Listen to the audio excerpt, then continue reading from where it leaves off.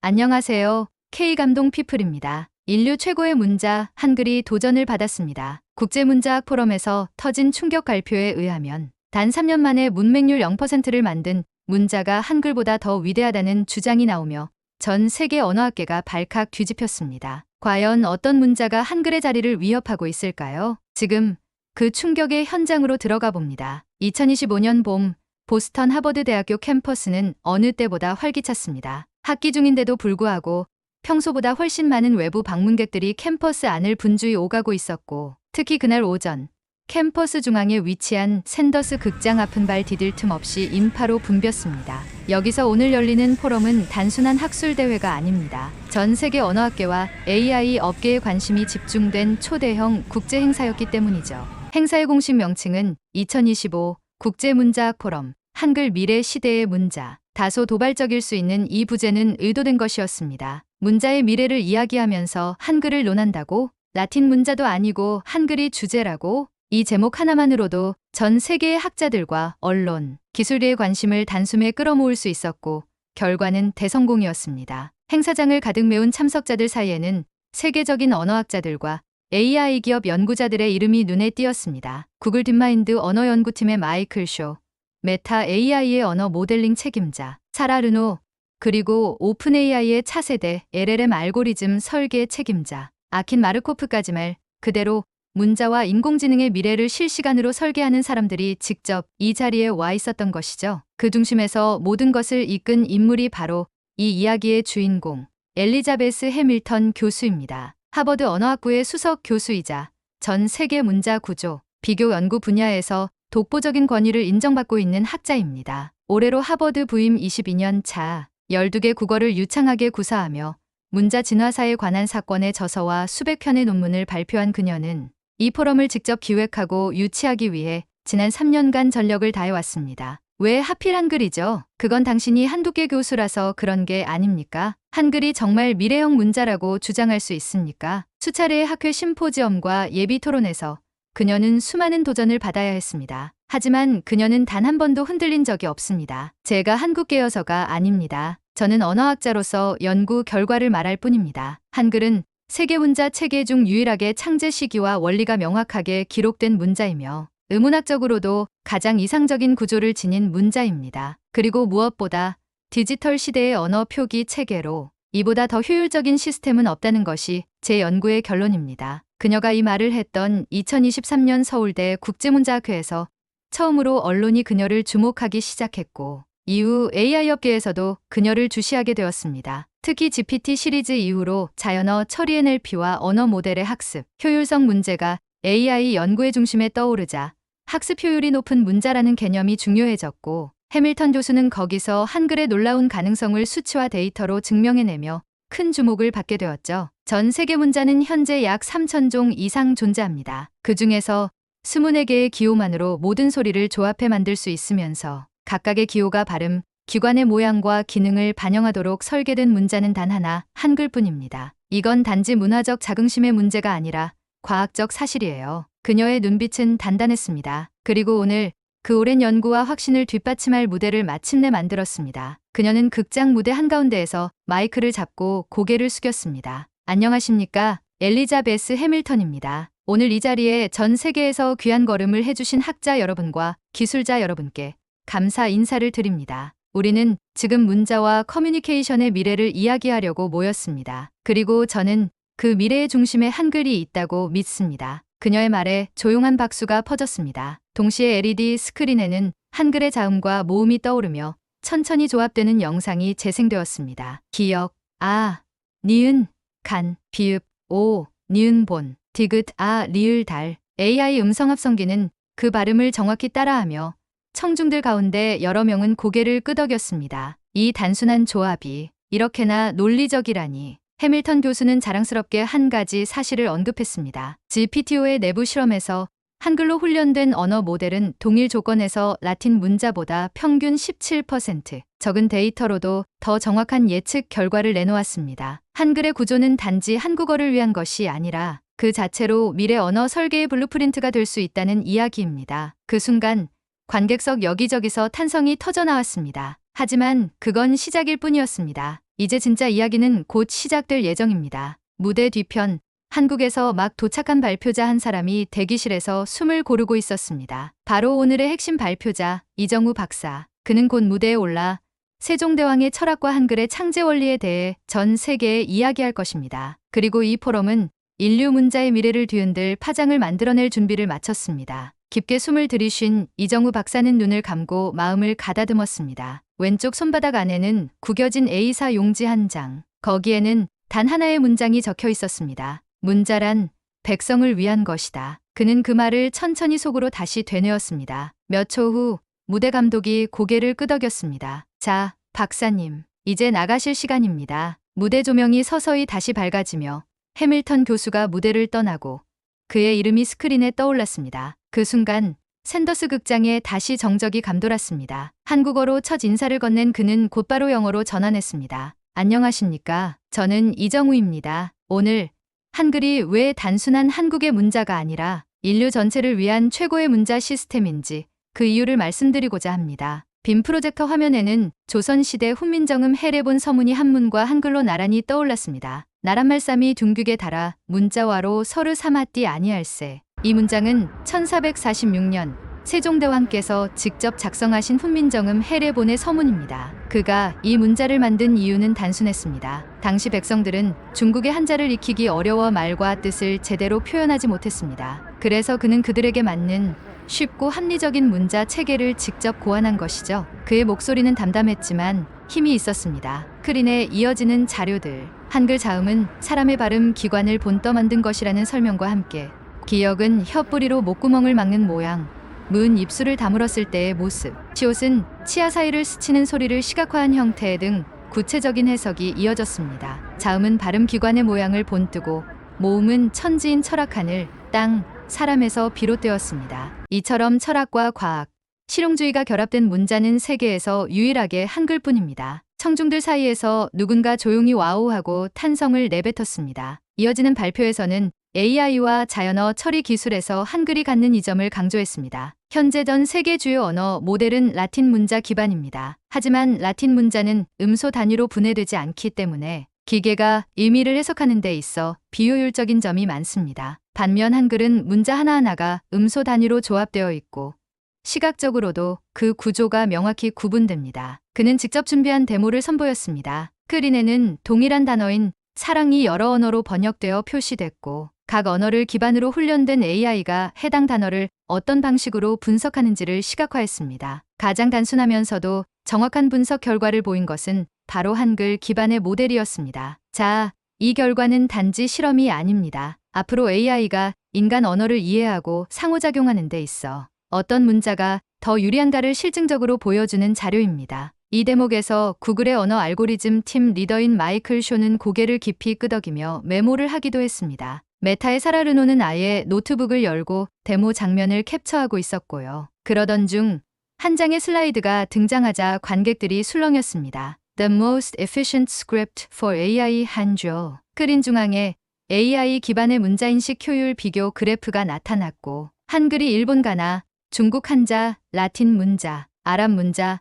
키릴 문자 등과 비교하여 가장 높은 정확도와 학습 속도를 보여준다는 결과가 명확히 제시되었습니다. 그 순간 극장 뒤쪽에서 천천히 박수가 울려 퍼졌습니다. 그리고 순식간에 그것은 극장을 가득 메운 노래와 같은 박수로 번졌습니다. 어떤 사람은 감탄한 표정으로 고개를 저었고 또 다른 이는 두 손을 마주치며 기립박수를 보냈습니다. 해밀턴 교수는 객석 한가운데서 조용히 일어났습니다. 그리고 누구보다 큰 박수를 보냈습니다. 그녀는 알고 있었습니다. 이것이 그녀가 지난 3년간 준비해온 그리고 학계에 던지고 싶었던 가장 중요한 질문에 대한 대답이었음을. 한글은 단순한 문화 자산이 아니라 인류가 앞으로 나아갈 방향을 제시하는 문자다. 이정우 박사는 마지막으로 이렇게 말하며 발표를 마무리했습니다. 한글은 누구나 쉽게 배우고 쓸 수 있도록 만들어졌습니다. 그것은 곧 인간과 기계, 인간과 인공지능의 소통에서도 마찬가지입니다. 미래의 문자는 모든 경계를 넘나드는 열린 시스템이어야 합니다. 한글은 이미 그것을 15세기부터 증명하고 있었습니다. 순간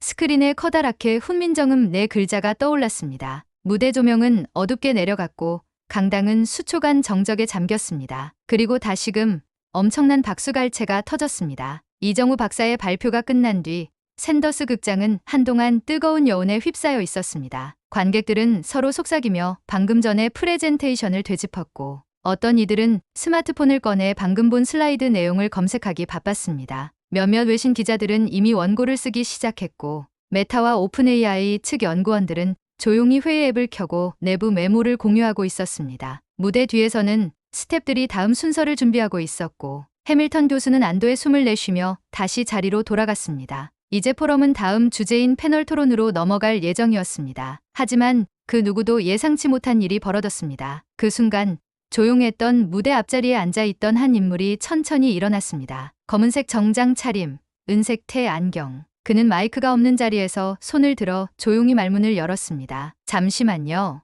한마디 해도 되겠습니까? 조용했던 강당에 모두의 시선이 집중되었습니다. 무대 조명도 스크린도 잠시 꺼졌고 분위기는 얼어붙은 듯 고요해졌습니다. 그의 이름은 첸 리우 교수. 중국 베이징 대학교 문헌정보학부에서 문자 구조와 문화 간 비교 연구를 전공한 학자였습니다. 이 포럼에 초청받은 정식 발표자는 아니었지만 그는 세계 문자학계에서 꽤나 영향력 있는 인물로 알려져 있었습니다. 그의 입이 열리자 마치 칼날이 날아오는 듯한 첫 문장이 터졌습니다. 방금 전 발표는 매우 인상 깊었습니다. 그러나 한글이 미래 문자의 최고 형태라는 주장에는 동의할 수 없습니다. 그것은 지나치게 편협하며 문화적 우월주의의 함정에 빠진 주장입니다. 청중 사이에서 술렁임이 일기 시작했습니다. 누구도 예상치 못한 반박이었기 때문입니다. 이 자리에서는 문자들의 공존과 가능성을 이야기하는 것이 통상적이었고 특정 문자를 명시적으로 비판하거나 도전하는 경우는 드물었습니다. 이정우 박사는 잠시 당황한 듯 보였지만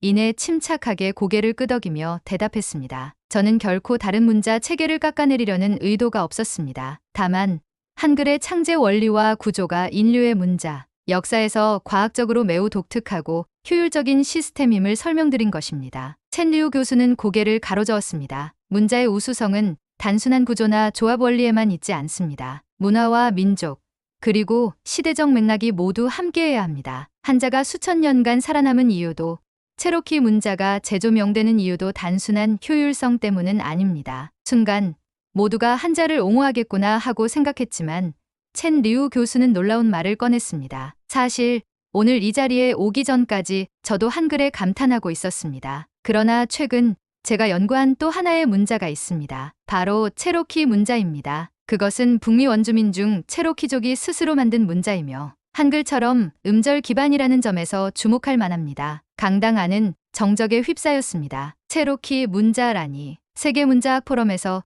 그 이름이 나올 줄은 아무도 예상하지 못했던 것입니다. 게다가 그것을 언급한 인물이 중국의 석학이라는 점은 더욱 큰 충격이었습니다. 첸 리우 교수는 준비한 슬라이드를 자신의 태블릿에서 켜며 몇 가지 자료를 공개했습니다. 그는 체로키 문자가 어떻게 체로키족의 언어를 정확히 표기하며 문해율을 급격히 높였는지를 설명했습니다. 또한 최근 미국의 언어 보존 프로젝트에서 체로키 문자가 AI 번역 엔진과 결합되어 사용되고 있다는 사실도 언급했습니다. 한글은 훌륭합니다. 그러나 미래의 문자는 단순히 효율만으로 평가할 수 없습니다. 우리가 무엇을 중심으로 놓고 미래를 상상하는지 그 철학이 먼저입니다. 일부 미국 학자들이 고개를 끄덕이며 동조하는 분위기를 보이자 강당 안의 공기는 긴장으로 바뀌었습니다. 그동안 이어졌던 한글 찬사의 물결에 균열이 생기기 시작한 것입니다. 이정우 박사는 잠시 말이 없었습니다. 무대 위에 다시 조명이 켜졌고 그는 관객을 바라보다가 다시 무대 중앙으로 걸어 나왔습니다. 그 순간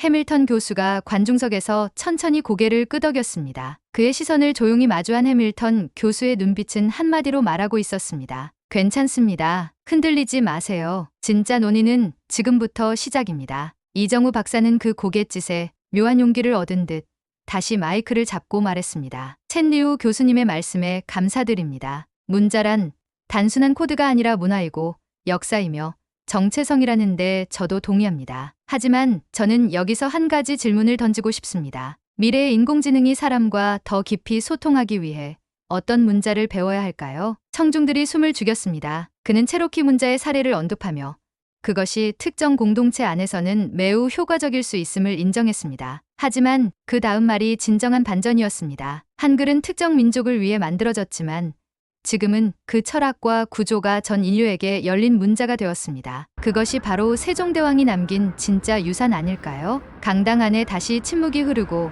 이번에는 새로운 박수가 조용히 퍼지기 시작했습니다. 미래의 인공지능이 사람과 더 깊이 소통하기 위해 어떤 문자를 배워야 할까요? 는 여전히 강당 안에 울리고 있었습니다. 그 질문은 단순히 문자 하나를 고르는 선택의 문제가 아니라 인류 운명과 기술이 어떤 방향으로 나아가야 할지 묻는 철학적 성찰이었습니다. 청중은 다시 침묵에 빠졌고 그 침묵은 오히려 말보다 더 큰 파장을 남겼습니다. 모두가 생각에 잠겨 있었고 심지어 첸 리우 교수조차도 말을 잇지 못하고 조용히 자리로 돌아갔습니다. 그는 반론의 여지를 제시했지만 그 반론조차 이정우 박사의 말에 흡수되어 버렸음을 느낀 듯했습니다. 이 분위기 속에서 포럼의 공동 주최자였던 엘리자베스 해밀턴 교수가 무대로 천천히 올라섰습니다. 그녀는 마이크를 쥐고 잠시 숨을 고르더니 차분한 목소리로 입을 열었습니다. 오늘 이 자리에서 우리는 문자라는 것을 새롭게 정의하게 되었습니다. 더 이상 문자는 단지 의사소통의 도구가 아닙니다. 그것은 사고의 방식이며 문화의 그릇이고 기술과 인류를 연결하는 다리입니다. 해밀턴 교수는 잠시 말을 멈추고 관객을 둘러보았습니다. 그녀는 그저 한 학자로서 이 포럼을 준비했지만 지금 이 순간은 단순한 학술적 사건 이상의 의미를 가지는 듯했습니다. 제가 처음 한글을 연구하게 된 건 단순한 호기심 때문이었습니다. 왜 이 문자는 의문 체계가 그렇게 정밀하게 설계되었을까? 왜 발음 기관과 철학이 하나의 체계로 합쳐졌을까? 그런데 시간이 갈수록 저는 깨닫게 되었습니다. 한글은 단순히 한국의 문자가 아니라 인류를 위한 문자일 수 있다는 사실을요. 청중들 사이에서 몇몇은 조용히 고개를 끄덕였습니다. 구글 AI 연구소의 마이클 쇼 박사는 손에 쥔 펜을 천천히 내려놓고 깊은 숨을 내쉬었습니다. 그는 방금 이정우 박사가 발표해서 언급한 한글 기반 AI 실험을 구체적으로 검토할 계획이었습니다. 오픈 AI의 아킨 마르코프는 이미 노트북을 열어 내부 피드백 메일을 작성하기 시작했습니다. 한글 기반 텍스트 토큰화를 다시 들여다보자. 이어서 해밀턴 교수는 포럼의 핵심 주제를 다시 조명하며 마무리 발언을 이어갔습니다. 우리는 오늘 이 자리에서 단지 한글을 찬양하기 위해 모인 것이 아닙니다. 문자가 인간의 삶을 얼마나 바꿀 수 있으며 기술과 결합했을 때 어떤 가능성을 지니는지를 확인하기 위해 모였습니다. 그리고 그 질문에 대한 한 가지 답이 오늘 이 자리에서 제시되었습니다. 그녀는 잠시 말을 멈추더니 손에 들고 있던 리모컨 버튼을 눌렀습니다. 스크린에는 커다랗게 후민정음 해례본의 첫 장이 나타났고 그 옆에는 영어 번역본이 나란히 놓였습니다. 백성을 가르치려고 새로 만든 글자는 소리가 나라의 말과 달라 서로 소통하지 못하니 이를 가엾게 여겨 만들었다. 해밀턴 교수는 이 문장을 직접 읽었습니다. 그녀의 목소리는 떨림 없이 단단했고 그 문장을 되뇌는 동안 관객석은 숨조차 쉬지 않는 듯 고요했습니다. 여러분, 이것이 바로 인류가 미래에 가져야 할 문자 철학 아닐까요? 누군가를 가르치고 연결하고 이해하게 하는 문자. 단지 아름답거나 과학적이기만 한 것이 아니라 포용적인 문자 말입니다. 그녀의 말은 그 자리에 있던 모든 사람들에게 깊은 울림을 남겼습니다. 문자를 경쟁하거나 비교하는 대상이 아니라 인류를 연결하는 플랫폼으로 바라보는 순간이었습니다. 이정우 박사는 무대 가장자리에 조용히 서서 그 장면을 지켜보고 있었습니다. 그는 해밀턴 교수와 눈을 마주쳤고 두 사람은 아무 말 없이 고개를 끄덕였습니다. 그 한 번의 눈맞춤은 지난 수년간 두 학자가 함께 준비해온 이 포럼의 진짜 의미를 공유하는 듯했습니다. 포럼이 끝나고 수많은 사람들이 자리를 떠나면서도 강당을 떠나기 힘들어했습니다. 누군가는 벽에 전시된 한글의 모음 구조를 유심히 바라보았고 누군가는 AI 기반 텍스트 생성 모델에서 한글이 가지는 구조적 장점을 다시금 메모장에 적어보았습니다. 특히 젊은 참가자들 사이에서는 새로운 화두가 오가고 있었습니다. 우리 다음 프로젝트에 한글을 적용해보자. 한글 기반 음성 인식 실험 어때? 영어 기반보다 토큰 압축률이 높다는 거 꽤 의미 있어. 그날 밤 해밀턴 교수는 교내 숙소 창가에 앉아 조용히 밤하늘을 바라보았습니다. 이 포럼이 하나의 끝이 아니라 오히려 이제부터 시작이라는 생각이 머릿속에 맴돌았습니다. 그녀는 마지막으로 자신의 다이어리에 다음과 같이 적었습니다. 세종은 백성을 위해 문자를 만들었고 나는 인류의 미래를 위해 이 문자를 연구한다. 오늘의 이야기를 마무리하면서 마지막으로 1초면 충분한 구독과 좋아요를 부탁드립니다. 늘 건강하시고 마음 따뜻한 영상으로 다시 찾아뵙겠습니다. 지금까지 K감동 피플이었습니다.